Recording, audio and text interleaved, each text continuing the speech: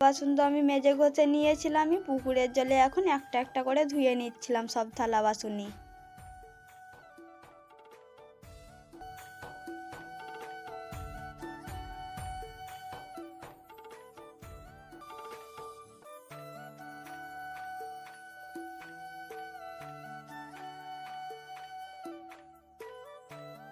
থালা বাসন তো আমি সার্ফ ছাই দিয়ে মেজে ঘষে নিয়েছিলাম, আমি পুকুরের জলে এখন ধুয়ে নিচ্ছি।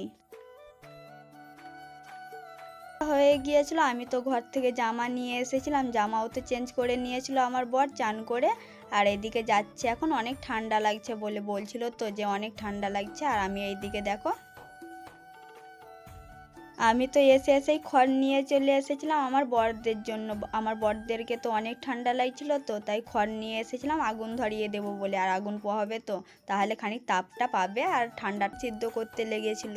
আর এসে দেখি দেখো 2-3 কড়াই তো ধান সিদ্ধ হয়ে গিয়েছিল। এইদিকে তো বাবা পুকুর থেকে বালতিতে করে তো জল আনছিল আর পাতনাতে করে দিয়ে দিচ্ছিল, পাতনাতে ধান ফেলবে বলে।